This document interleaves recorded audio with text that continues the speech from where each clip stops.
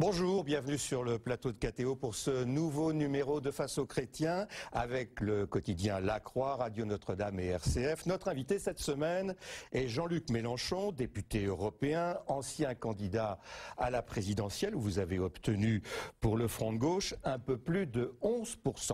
Pour vous interroger cette semaine, Corinne Laurent pour le quotidien La Croix, Louis Dauphren pour Radio Notre-Dame et Romain Mazenot pour RCF. Jean-Luc Mélenchon, marqué notre deuxième pause et on se... Sur la PMA, la procréation médicalement assistée, refait surface puisqu'un amendement en ce sens va être déposé par le groupe socialiste à l'Assemblée.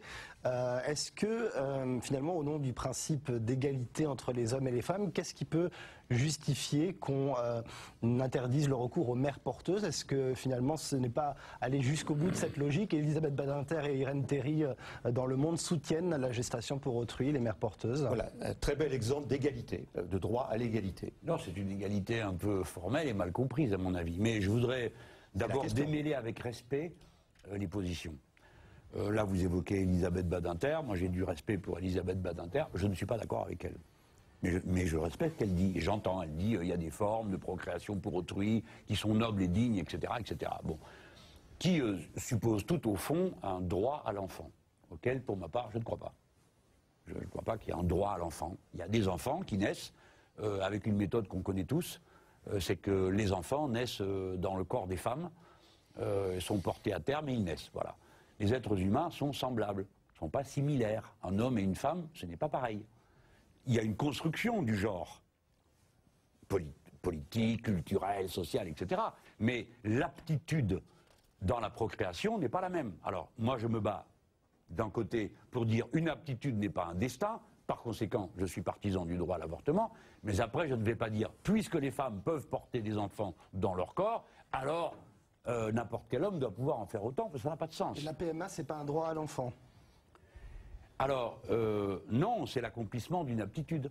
Le corps des femmes permet de faire des enfants, donc les femmes qui le souhaitent font des enfants. Alors elles vivent en couple, très bien. Bon. Quant aux hommes, ils ont tout le loisir ou d'adopter ou d'élever eux-mêmes les enfants de l'un ou de l'autre des deux conjoints. Mais je ne vois pas en quoi le mariage pour tous produirait mécaniquement un droit à l'enfant qui de toute façon n'existe pas. Par exemple, que répondrez-vous aux personnes qui sont stériles et en dépit de toutes les tentatives ne parviennent pas à avoir d'enfants? Vous leur direz quoi? Vous êtes frustré d'un droit à l'enfant? Ils ne le présentent pas du tout comme ça. Ils le présentent comme une exigence d'amour, une volonté d'amour, voilà. Bon. Donc ne mélangeons pas tous les registres, parce que sinon, après, on se trouve enfermé dans une série de paradoxes et d'injonctions paradoxales qui rendent fou. Il faudrait, parce qu'on est pour le mariage pour tous, être pour le droit à l'enfant. Ben non, pas du tout. Je suis pour le mariage pour tous et je ne suis pas pour le droit à l'enfant. Ça n'a pas de sens. Je suis par contre pour le droit des enfants. Oui, voilà, oui. Les enfants ont des droits. En effet, ils ont des droits dont on peut débattre d'ailleurs, puisque ça fait partie du débat. Voilà. Donc je suis partisan de la PMA, qui ne sera pas le fait d'un amendement socialiste, si vous voulez bien, quoique on ramène toujours tout aux socialistes, mais ce type d'amendement et ce type de proposition ont déjà été déposés par nos propres groupes, le groupe du Front de gauche, et à plusieurs reprises. De même, par exemple, quand nous parlions tout à l'heure du suicide assisté, la première loi dans le domaine qui a été déposée au Parlement l'a été par Martine Billard, ma coprésidente. Hein.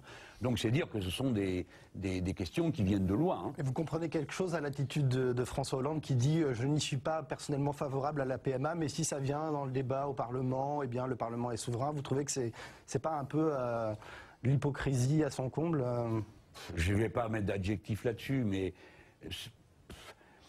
c'est tout ça, c'est du sophisme. Vous savez, depuis le 5e siècle avant notre ère, on connaît. Hein. Je n'ai jamais été d'accord avec cette façon de faire. S'il a une conviction, ben, il l'indique. Bon, il est contre, ben, il le dit, il est contre, personne ne lui en voudra. Donc on aura compris, c'est du François Hollande. Non mais attendez, j'ai pas dit ça moi, j'ai pas dit c'est du François Hollande, je vous dis s'il est contre, il le dit, s'il est pour, il le dit. Mais il dit pas, écoutez, vous n'avez qu'à décider. Bon, parce que tout le monde a un avis, regardez, moi je m'exprime là sur le sujet. Ben vous-même, vous n'y aviez peut-être pas pensé il y a encore 15 jours. Et on est tous des citoyens, donc on est là, on se gratte la tête, on dit bon, qu'est-ce qu'on peut prendre comme bonne décision? Donc on essaye d'éclairer la décision. Bah, tout